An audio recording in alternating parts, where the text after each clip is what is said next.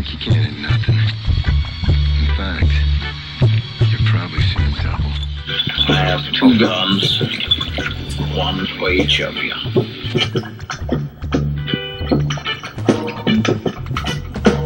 Right about here, I'm always thinking about like what it's all gonna look like. Before I even started drawing anything, I already had a picture in my mind of how it was gonna flow, how it's all gonna lay out, how I'm gonna put it together, everything, the depth perception, the light source, all of it, how it was all gonna lay out in his arm. When I draw, I kind of draw with a lighter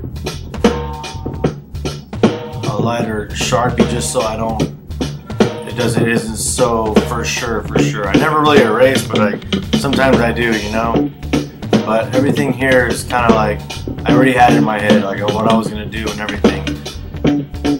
Just kind of lay it in and get a solid thing. I'm actually covering something up right there. Just kind of quickly throw it in there, and once I start tattooing it, it'll all come together. That, and I always try to use positions to make.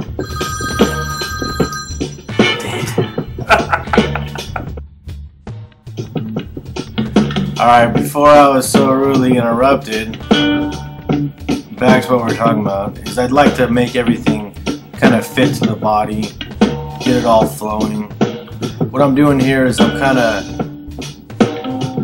basically darkening up everything that I'm going to line out that I really want to stand out, giving it that definite where I'm really going to line and make it the darker areas of the tattoo.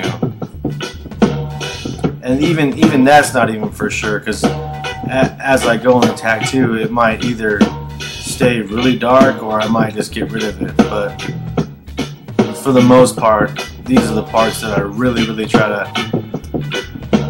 think about really getting in there with a liner and putting the black into.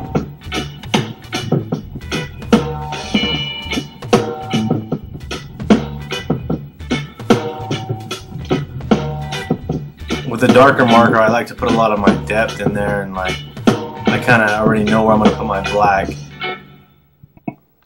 put my shadows and everything.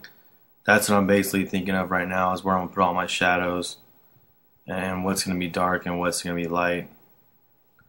But at the same time, I almost have like 2 or 3 light sources here, because I have one from the top and one from the middle. What I always try to do is I always try to have a couple light sources more than just one, because it just makes it that much more weirder to look at, you know what I mean? Also too, what I'm doing here is I'm basically putting in with the black Sharpie the bold lines that I'm going to do that I really want to stand out a lot. These are the main things of the piece that I really want to stand out a lot and really from a distance be able to see. So this is some other stuff. This is like my 3rd time trying this, and it makes it, the Sharpie stick to the arm, thanks to Mr. DeVries, and we're gonna try it out and see what happens. So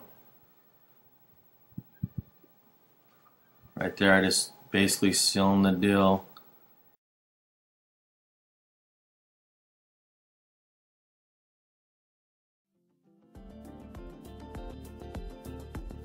With the basic structural shapes of the design roughed in place using a light yellow marker, I'm now going in with a medium colored marker and using it to clean up these shapes and fine-tune their edges, as shown in figure 238A.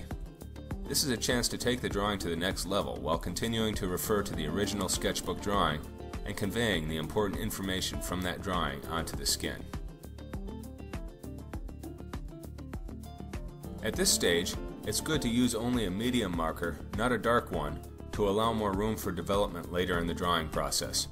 The goal here is to dial in the basics of the sketch without getting caught up too much in detail or nuance. This consists largely of cleaning up and darkening lines, but also includes some simple shading in the background areas to establish and clarify the pos-neg relationships in the design. Although still not quite ready for tattooing, this step brings the freehand drawing much closer to being finished.